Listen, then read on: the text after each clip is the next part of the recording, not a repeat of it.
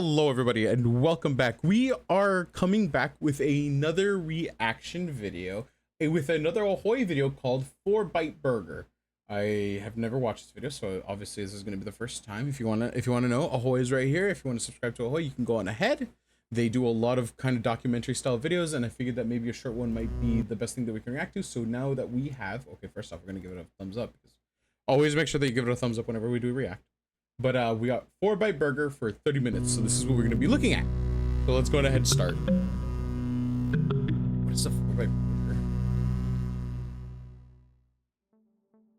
Can I show you my favorite piece of pixel art? Is it a burger? I don't know why I'm asking, because I'm going to show you anyway. Here it is. How fucking dare you. It's called Four-Byte Burger, and it was done by a guy named Jack Hager back in 1985. It's brilliant. It's whimsical, and it appeals both to my love of 80s aesthetics and of hamburgers.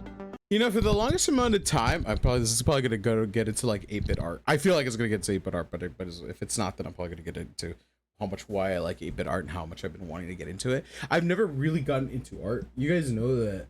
For the people who don't know, I'm not an artist. I draw occasionally, mostly like story panels for my comic, as well as a couple of designs for like creatures that I want to like use for, I don't know, later on. Don't know when I'm going to be using those, but it's just something that I like to do every, like in the spare time. But like 8-bit has been the one thing that I've been wanting to do for a long time. I can never figure out where to start. More than likely, I mean, drawing it seems like the easiest way to start, but I feel like there's got to be a program that teach you. There's a couple of programs that I got that do teach you that kind of stuff, but I never really looked at it, and I feel like maybe at some time I should. Let's go ahead. It's also among the first artwork ever produced on an Amiga. What is 8-bit Jack Hager art? was the art director at Commodore, and he produced a series of images very early on in the machine's life to demonstrate its artistic capabilities. Some of these images have been preserved, but some, Four-Byte Burger included, have been lost. You see, the software Jack was using was in such an early stage of development that it lacked a save feature entirely. There was no way of storing the images you created to disk. The only reproduction we have of Four-Byte Burger is a photograph of the screen taken while the image was still in memory. A literal screenshot. The photograph was printed in the premiere issue of Amiga World magazine and in the manual for Graphicraft, the software Jack was using. So we have these prints, at least. It's a nice enough capture, but it's not the pixel-perfect original. That's gone. But can we bring it back? Could we make a perfect reproduction? A digital restoration? It would be counterfeit, sure, but it's a part of history. And, more to the point, it's my favorite. It's just like, I like this, I want this, you should make it. But it comes to a point where it's just like, dude, I'm not gonna lie, art in any medium is art, no matter how you put it. Not AI art. AI art is literally just like, if you just come into, and there's no, creativity is a human thing. Creativity is completely 100% a human thing. To say that it isn't, and to say that it's something that could be replaced with machines, is almost fucking stupid to think about. Because creativity is always about the emotion, about, you know, it always is backed up with emotions. It's slop. Yeah, it's slop. It's 100% slop. It's like, I can't think of any other description to think of it other than slop, because it's computers. Computers can't think for themselves. No matter how you put it, a computer cannot program itself to feel the emotions. You can think it has emotions, but it just doesn't. It makes no sense to me, you know? I think at the end of the day, I think what you gotta, what people gotta realize is that there is no mechanical, there's no mechanical replacement for creativity when creativity is in itself a human trait. How dare you say my hot robot Cerberus FEDI as nitrogen monoxide emotions? Hydrogen monoxide emotions. Why does it say no emotions? It's robots. They're robots. They're robots. They're meant to replicate. It's like Freeren's demons. It's like the demons from Freeren, dude. They don't show technical emotion. They're empty. They serve a purpose, and once that purpose is served, they will continue. It is an organic being. That's the difference between, that's like, it's always been the difference between humans and machines. It's just the emotion behind it. And you also got to remember, creativity will always come from emotion. It hasn't come from logic. It doesn't come from any of the other things. Logic comes from a manual. It's the knowing how to mess with things. Creativity is the thing that you use to go around what logic is, right? It is so, like, to compare logic and creativity, logic is to get to point A to point B in the quickest way possible. Now, if when we get into like creativity causes somebody to, let's say, the key broke that you need for the door to get to the other side. Creativity is fashioning a toothpick out of a fucking a hanger. It is putting a t-shirt around your hand to break a window to go off to the other side. It is looking for things around things, and all of these things require a human brain. In this case, I don't know. I don't think that I can ever see a machine replicate anything that is creative in certain cases, because in all times that it does replicate anything that is creative, it's copying from another person, no matter what. So, like, yeah, honestly. So, where do we start? Well, it might be an idea to get an idea of some of the more basic parameters first. Basic resolution, parameters. color depth, that sort of thing. If I lower We know this. the image was created on an Amiga, almost certainly an NTSC model. If we look at the image, the pixels themselves appear approximately square, and it doesn't seem to be an interlaced image. It is highly likely that we are looking at the standard low resolution of the Amiga 1000, which on an NTSC machine is 320 pixels by 200. However, there's something unusual about the image. It's taller than it is wide, and the scan lines are vertical. Every single CRT monitor I've encountered scans horizontally, which seems to imply that either the camera or the monitor itself has been rotated by 90 degrees. So what they're saying is that the image was more than likely put sideways. Maybe. That's an interesting thing. Likely that the image was created using a monitor Oh, yeah. that was placed on its side. An impressively low-tech solution to attaining a portrait orientation. I do wonder if Jack held the mouse at a right angle to correct for this when drawing, or perhaps there was a more sophisticated solution.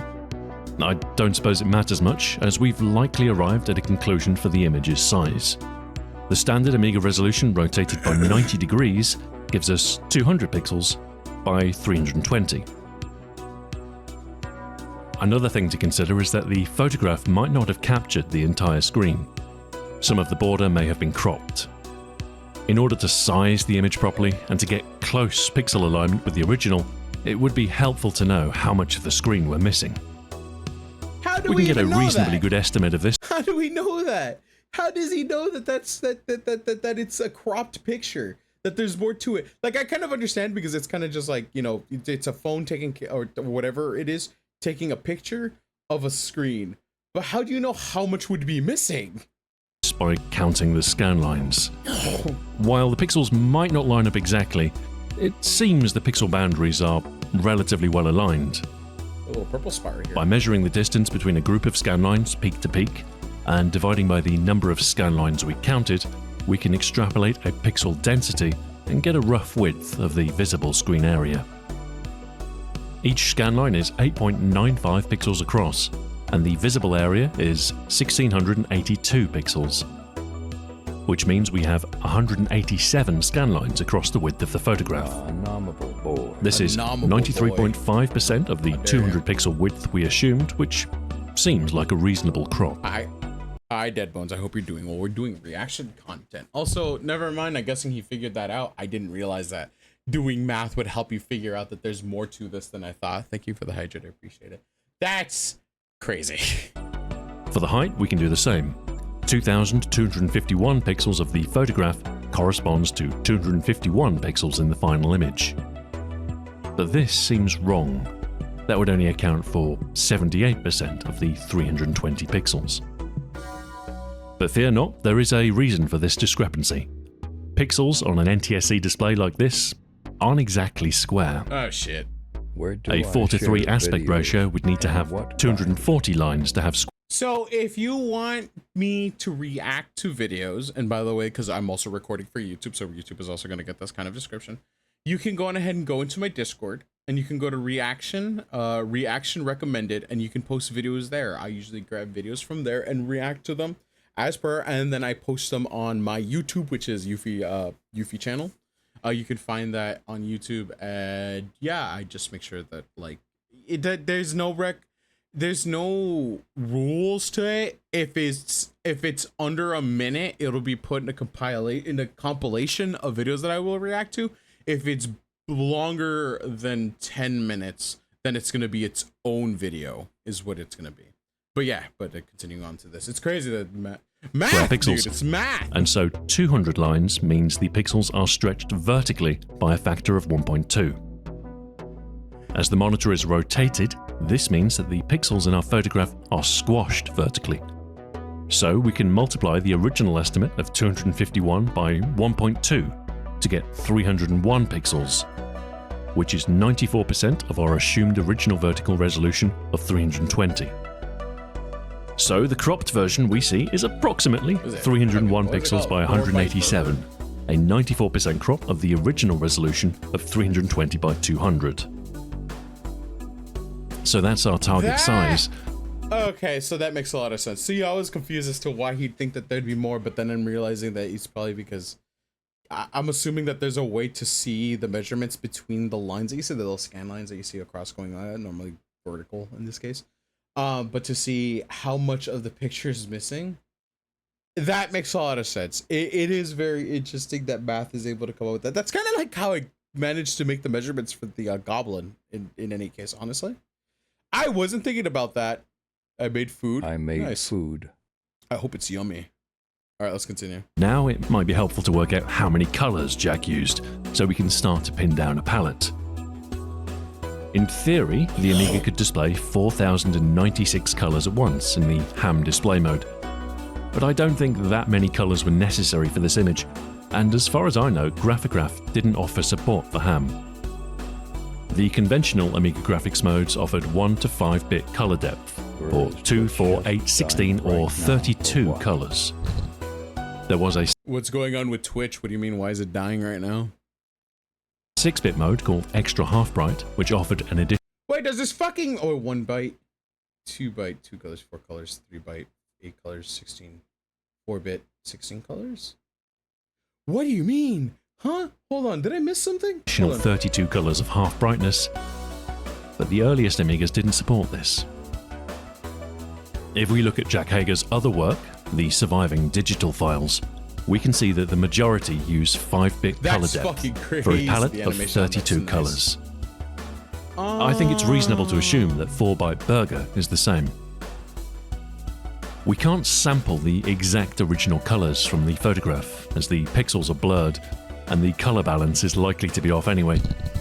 But we can start. That's a crazy thing to think, that this is only about a handful of colors and not just an immediate mixing and washing of just a shit ton of colors. Like in normal art, wherever you get into it, where like a yellow can turn into a red or a brown depending on the shading and all that. No, this is specifically a handful of colors that you use to make sure that everything kind of blends in right. That is crazy. To build our palette by sampling discrete shades. If we start to pick out the various colors used on each of the elements, we find that we've got around 50 different colors, which is too many. Luckily though, many of these colors are very similar, and we can effectively merge them and reuse them. So wait, now, okay, I know what's going on here. So I'm assuming that the colors that he is grabbing isn't technically from the picture itself. It's actually coming in from how they took the picture. So if you can see, I can see plenty of different colors. Like let's say you go from the bun down into the sides of the bun. It goes like 1, 2, 3, 4, 5 colors within that itself. We got the cheese doing about 4 colors right there. We got the tomato doing that many colors. But it's mostly just probably because whatever they're taking the picture of is also adding colors into it, because it's kind of like whenever you take a picture with the phone onto like the screen, you also see kind of like, you end up seeing like blues and purples and stuff like that. That is probably what's going on with this, which makes sense, because that also means, because this was made on a computer that can only register a certain amount of colors per artwork, I assume, from what I'm taking from this.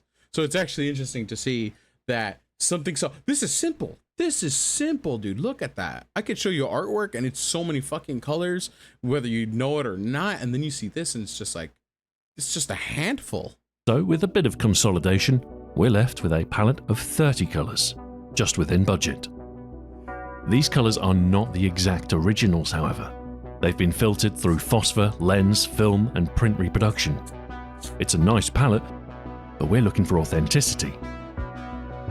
To get closer to the originals, we could look at some of the other palettes Jack has used and see if we can emulate the tones he might have picked. In fact, there is another surviving image that has a startling similarity to 4-Byte Burger. Oh shit. And here it is. It's called Jumbo Dog, and it's possibly my second favourite piece of pixel art. Jumbo Dog. I mean, why look is at it all food? It's whimsical. It's animated. Anyway, the bun It's all mustard ketchup fucking pickle food. combo covers a lot of the same colours as its burger-based Alternate contemporary, history. I'll take that. so I'm wondering take if a the look at that one palette the next used time we might start share reacting some to stuff. similarities.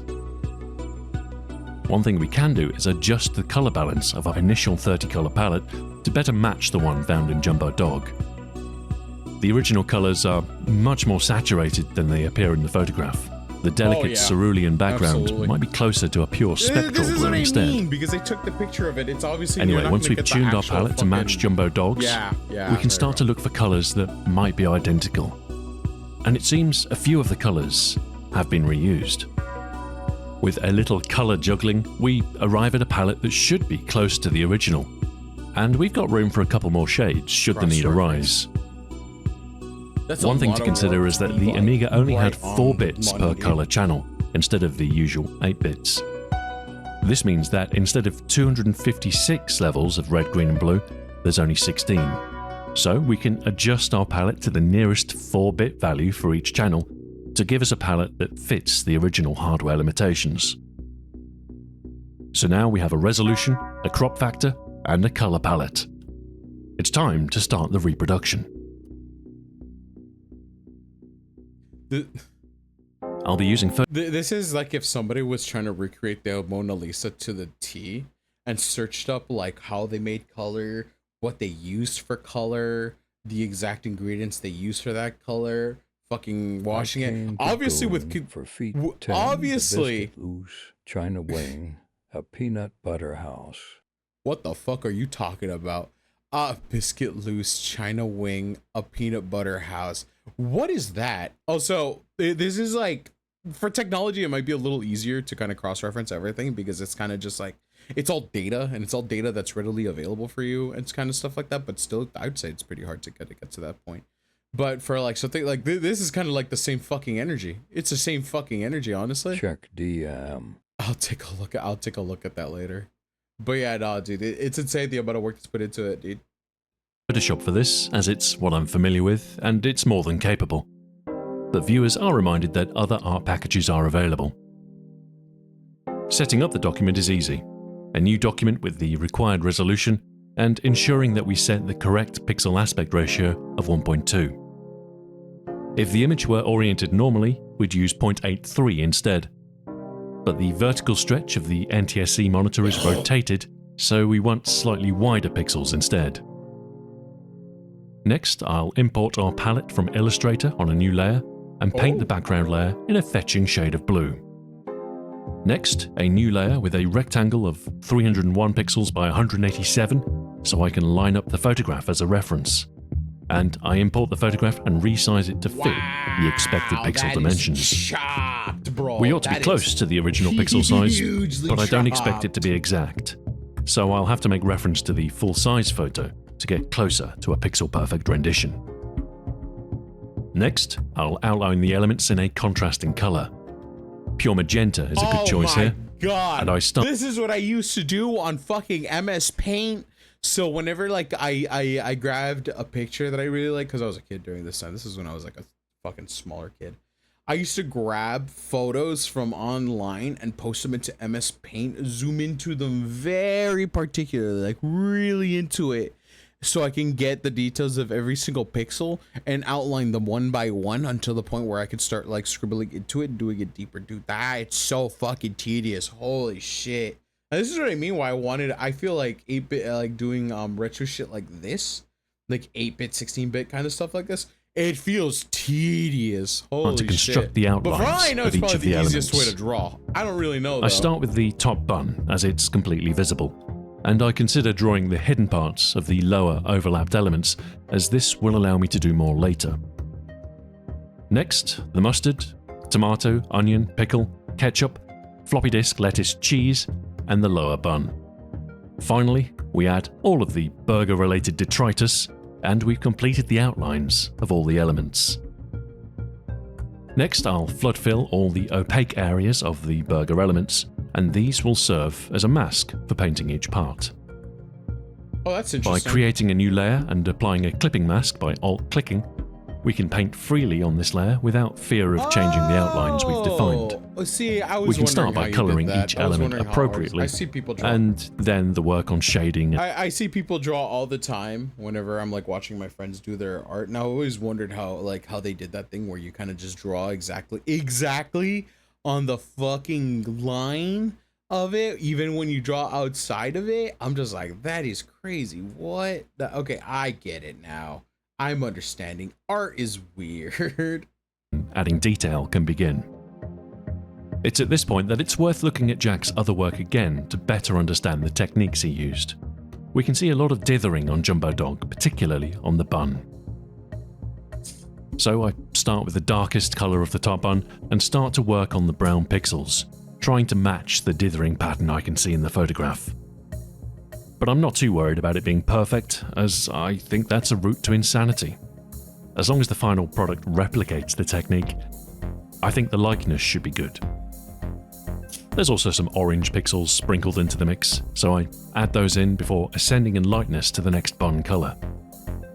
Eventually, impatience gets the better of me, and I start to take a slightly more freehand approach to the dithering, rather than slavishly adhere to the pixels I can see. Some of the shades are difficult to differentiate, and I think the end result will be better if I rely on my intuition rather than attempting to make this a paint-by-numbers affair. In any case, I'll be on my own when it comes to shading the hidden parts. Once the initial shading is complete, That I'm is reasonably happy with crazy. the progress, What the fuck? although I think I need to re-emphasize the detail on the sesame seeds. Like, I'm looking at this and I'm just like, that's such a huge difference in the flat color into the shading. That is insane. That is crazy. Like, it looks so tedious to do. Just go one by one and just kind of get into it, and then like kind of like get the right shading with it. But it's by dots. It's by dots, man. The other one, you kind of just draw a line or like a shading area, and you kind of just get it to the right standard. And once you get it right enough as to do it, then you kind of like blend it into the stuff. This is like completely different, dude. Like a whole So different I beast. add a new detail layer and paint those as a separate element. This allows us a little more definition, and I mirror the pixel shapes I can see. It is at this point I'm realizing how forgiving the phosphor blur and scan lines can be on the original. Anyway, I can always retouch as necessary, so once I've arrived at a result that's passable, I move on to the mustard. Thankfully, the shading here is a little simpler with fewer colours, and it's easy to extend it into the hidden Is that section mustard? I thought that was before we move on to the slightly more complex tomato. I'm not sure about some of the colours. The brown could stand to be a little darker, perhaps a little more desaturated, and I'm not sure if I've chosen the right orange. So I swap in some alternates, using one of these spare palette slots for a darker red. Anyway, with a little creative license, I finish the tomato slice and move on to the onion. It's relatively simple with just a little shading. Ketchup is next, which is similar in construction to the mustard. This looks like look. This is what I mean by whenever you capture the photo on a different program. Like, look at how many fucking different colors that you can see in here. 1, 2, 3, 4, 5. Within this is 6, 7, 8. It's just like, look at that. You can see every pixel just colored differently. Some areas like right here, like this is definitely supposed to be a shadow right here, and that's another color. And it's just like, yeah, it gives you different amounts of color. It looks like 1, 2, 3, 4, but this is like 6 maybe. But in reality, it's only just like 1, 2, 3, 4 colors, 5 maybe. It's Then insane. the floppy disk. Much of the floppy disk is a flat color with highlights and lowlights along the edges. I try and make it as geometric as possible, following a stair-step pattern whenever possible, but the reference image deviates from this a little, and the photograph seems to reflect those irregularities. It's not how I would have done it. I might have kept it perfectly aligned to the pixel grid, but I do my best to balance a consistent line with the original. There's some shadowing from the ketchup above, and I add some darker shades with a random dither to replicate this. Next, the lettuce. This is quite a complex layer with quite a few colours and a lot of shading to do. We start with the darkest areas, establishing the leafy form and staying as true to the reference as possible. Next, we build up shades from the darkest to the midtones. Then we add the areas of brightest highlight and ramp down to the midtones. After a little cleanup and refining any obvious lines into a more natural appearance, we start to blend the different greens with the addition of some random dithering. The end result is pleasantly lettuce-like and seems to match the original reasonably well. The obscured areas... See, I can't even tell. Is this the original or is this the new one? It looks like the oh no, it is the new one because the bottom bun isn't showing. That's crazy.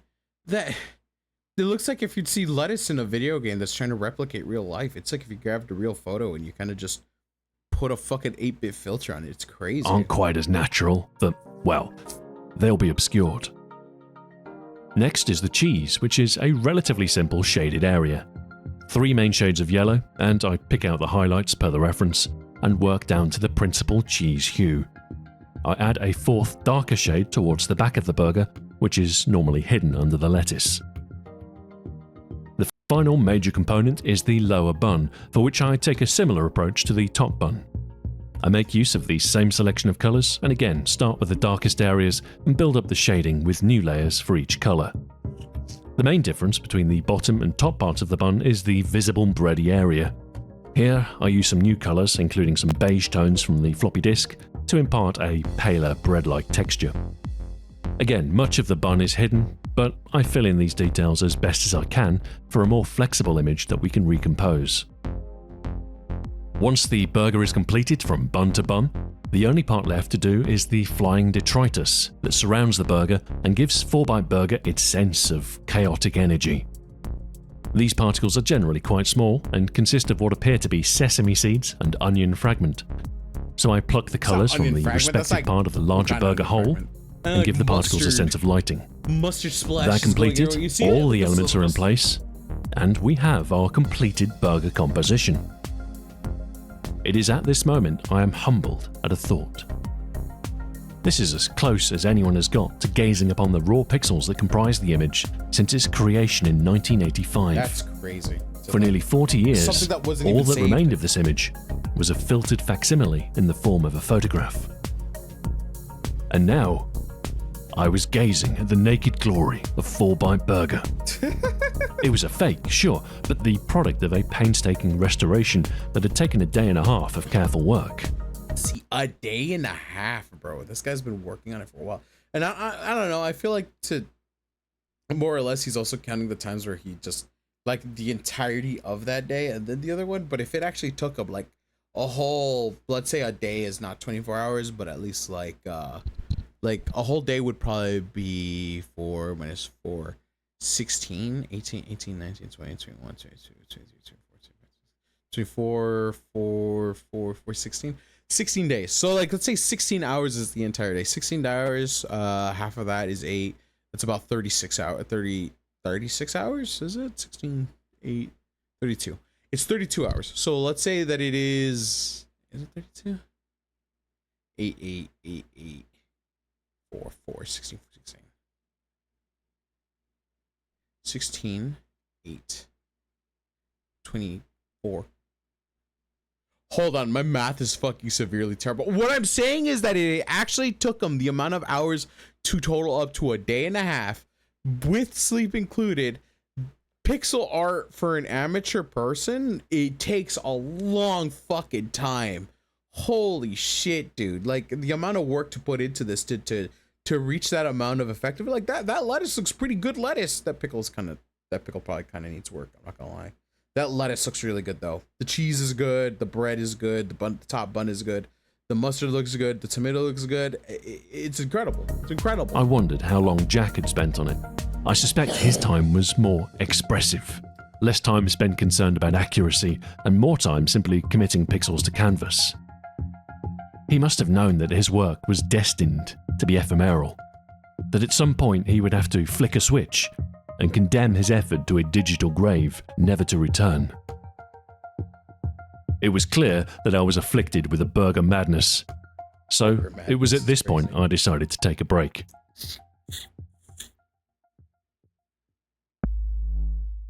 With the image finished, the next step is to save it out and finalize the palette. I'd been working in RGB color in order to retain the ability to have layers, but it was time to flatten everything down and convert to indexed colors. I changed the image mode in Photoshop, and the final color count is 28.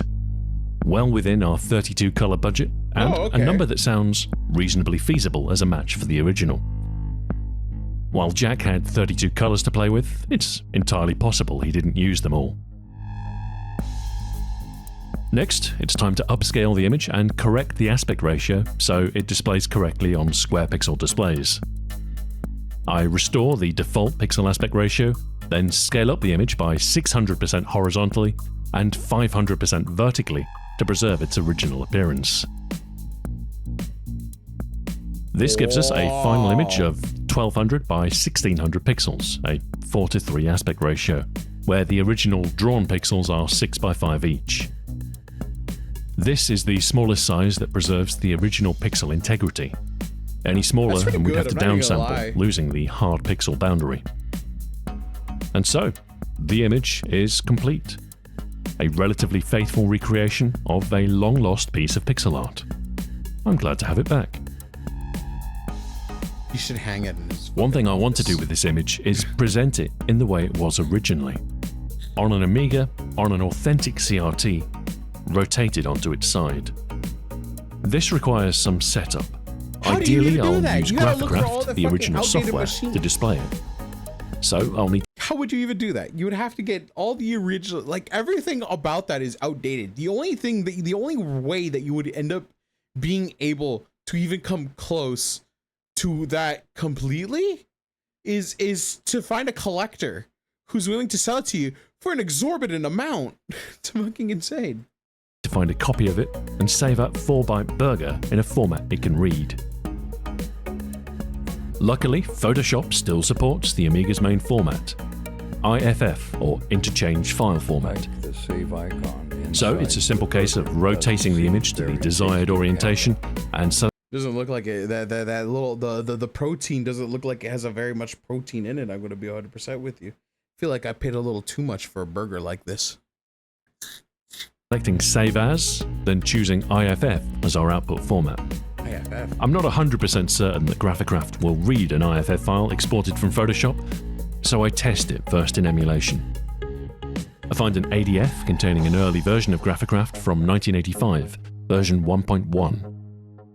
Then I create a blank ADF disk image and copy my burger rendition onto it. At just 22 kilobytes, there's plenty of room. Next, I fire up WinUAE, an Amiga emulator, and attempt to boot, only to find the GraphCraft disk isn't bootable. Not a problem. I replace it with a copy of Workbench, reboot, then wait for it to load. Once ready, I insert GraphCraft into the virtual second drive and attempt to load that. Without drama, it starts up, and then I swap the Workbench disk for the one I created and attempt to load my image. The file requester is primitive and doesn't seem to let me select which disk drive I want to read from. I attempt to type the disk drive name into the text field, realize I've loaded a German version of Workbench with a different key map, struggle to locate the colon necessary to indicate a drive name, 40 and on the cow, eventually them type in the lettuce, full path of spinach. 4-Byte Burger. Where's the dogs lean better? It doesn't work. Undeterred, I boot into an English version of Workbench this time and open a CLI window. I first copy 4byteburger.iff to the RAM disk, then copy from there directly onto the GraphCraft disk. I marvel at my ingenuity for a second as I consider that I could have done the same thing in Windows on ADF Opus, instead of going to the trouble of making a new disk image and flexing my memory of Amiga shell commands. Nevertheless, I was ready to try GraphCraft again. I bring up the file requester, but see no mention of my file. I type in the file name and it loads promisingly, but nothing more than a blank screen appears. I'm wondering if GraphCraft supports IF. All of this just to get the picture of a burger to work onto it. The amount of work that you gotta do just to make it work on a fucking dude. We gotta be fucking blessed for these modern machines to work the way they do. Because holy shit, imagine having to do all of this just to load a fucking picture that you have, dude. That is insane. Files at all. I try a later version of GraphCraft, but still no joy. Dismayed but undeterred, I revert to a familiar favourite, Deluxe Paint 3, and I'm able to negotiate to my burger volume and attempt to load the IFF. What the fuck? Deluxe Paint informs me that it's a mangled IFF file. So much for Photoshop's compatibility. I try View, which can read the file but lacks IFF export. So, after a little googling, I use an online tool to re-export the IFF file, and success! It now loads into DPaint 3 with no issues. What the fuck? Well, almost no issues. I'm emulating a PAL system, so there are 256 lines instead of 200, which means the aspect ratio won't be correct.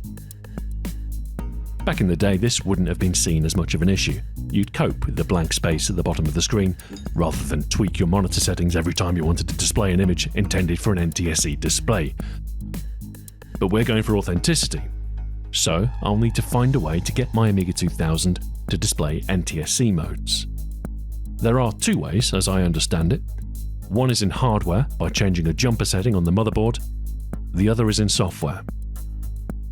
If you're running the later 3.0 ROMs, you can do it directly in the boot menu. This is by far the easiest way, but I'm unsure if GraphCraft will work with these ROMs.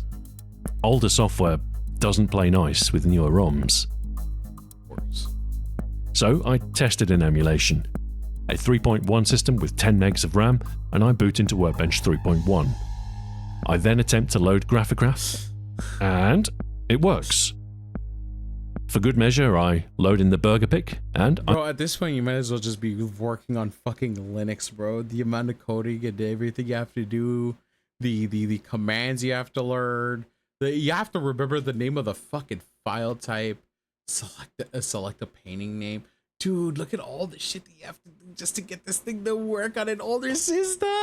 This is why it's so outdated. Shit like this is not. I see it load in slowly. So the good news is I don't have to start messing with jumper settings. I can use the boot menu to switch into NTSC, and GraphCraft should work without complaint. It's time to take theory into practice and start lugging old hardware into position. I'd lose my shit. I gingerly ease down the aging monitor, aware that it is nearly as old as I am, and hope everything still works. With components connected, I flick the power switch and things lurch into life.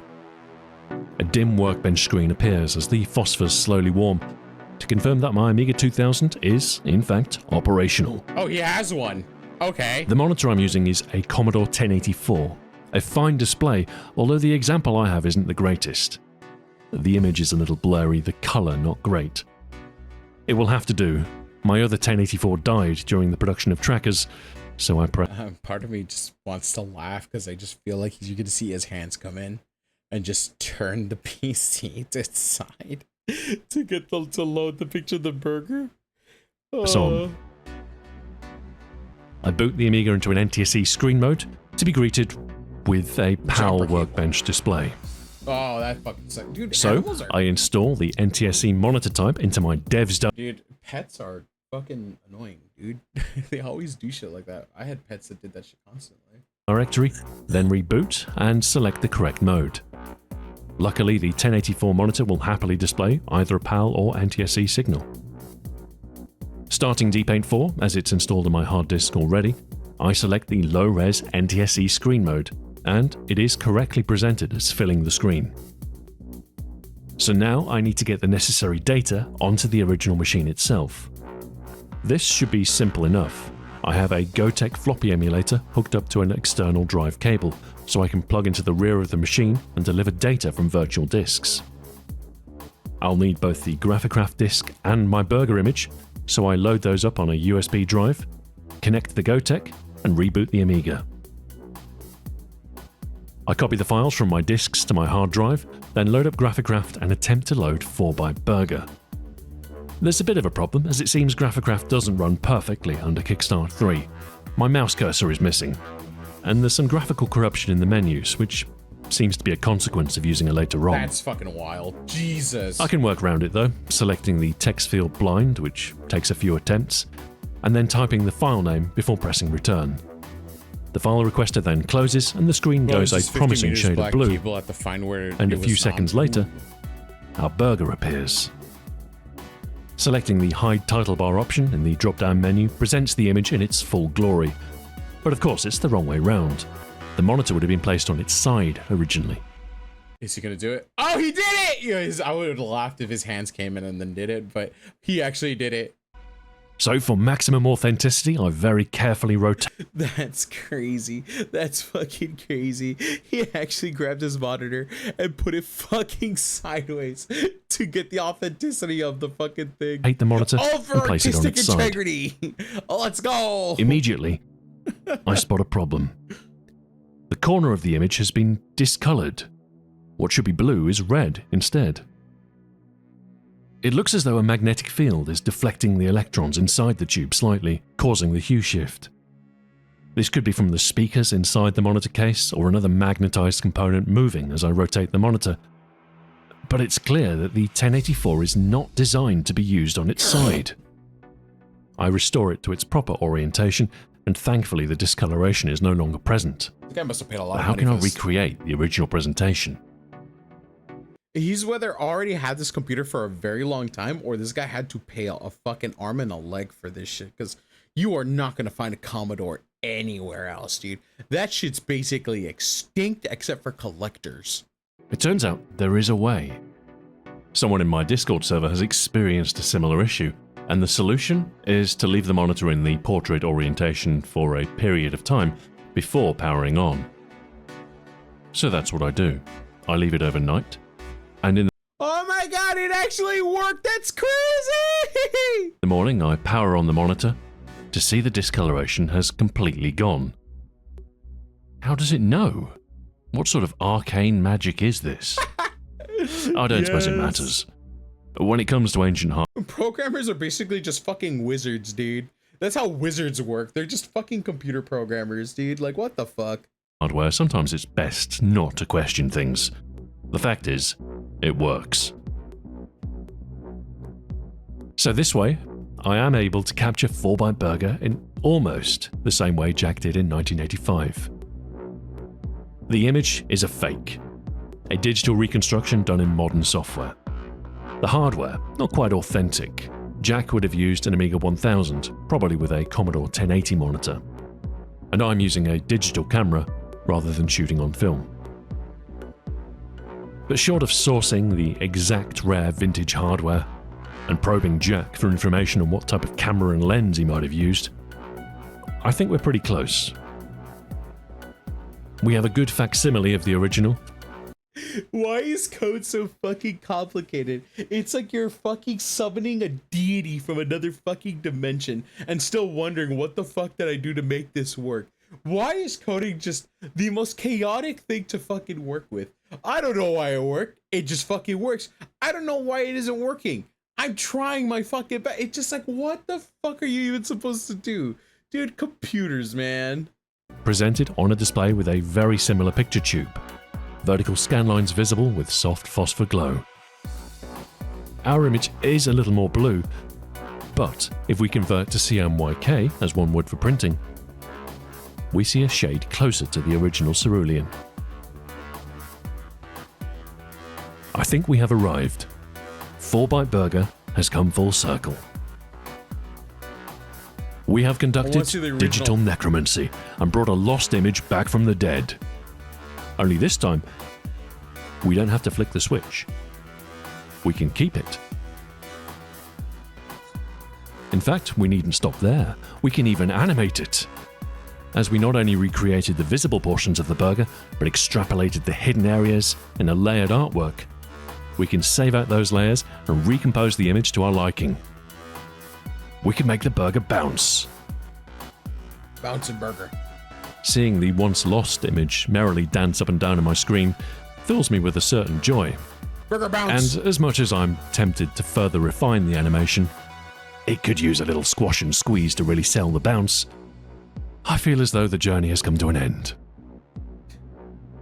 That's After all, insane. It's just a picture of a burger from 1985. In the grand scheme of things, it's not that significant. Reproducing it doesn't change much. So what's the point? I think it's pretty easy to dismiss work like this. Certainly at the time, computer art wasn't really regarded as true art. But things have changed. Now, a great deal of art is digital. And 4-Byte Burger is really part of that transition. It was the dawn of a new medium, and 16-bit machines like the Amiga brought new possibilities to the world of computer art. And I think the techniques and limitations that formed this expression are worth studying. I think, in my opinion, the art that you create within a computer holds the same merit as the art that you would create using a canvas and an easel, or like actual physical painting and shit. I think they both hold the same merit because it takes a lot of time to do both. Like, it takes the same amount of creativity and it takes the same amount of fucking effort to do exactly what you want it to do. And it's very interesting that a lot of this kind of like we look past it and then we look at it again and we're just like, oh, that's crazy, It's interesting. It's an interesting thing, and I can't believe, like, honestly, in my opinion, I don't know why there are people out there who are snooty enough to believe that the older way is always the more authentic way of doing things when they all just merit the same amount of respect. I don't know.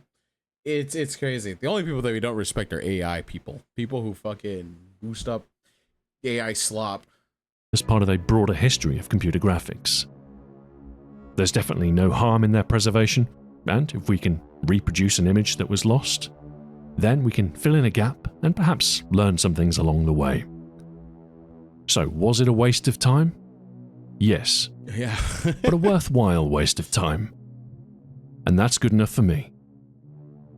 That's the greatest part. Thank you very much for watching, and until next time, farewell.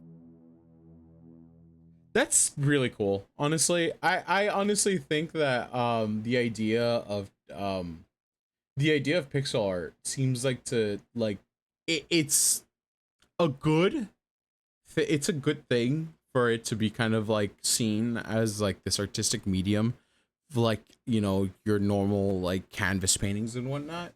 But also it's like the amount of work that's put into it, dude, it's crazy. This is what human ingenuity and creativity is about, dude. It's like making things work beyond what it's programmed to do. Like, it's like from the people of Doom. It's like the people who made Doom. It's like when I told you guys that like Doom is a 2D game, but it's programmed to act as if it's a 3D game. It is the ingenuity that created to do this kind of thing. It's the same thing when it comes to doing art. It's just like you look at it and you make it as close to life as possible, and you use different ways to you use different methods of coloring and whatnot to create this effect that it looks real, or it portrays the emotion that you want it to feel. Shit, I like Gooner art. Gooner art's the one that I usually go for, and it still works, dude. You still got a lot of people doing different things to make it the way that it needs to be made. It's an incredible process. I'm not even gonna lie. But yeah, no, that's it for today. We're gonna finish up here. I'm gonna raid on Twitch and for YouTube. Thank you very much for coming by. I really do appreciate it. Make sure you guys take care of yourselves. Like and subscribe. I'll have more content out. I'll try to be a little more consistent with this kind of thing. Hopefully I'll have this one out after the Resident Evil one.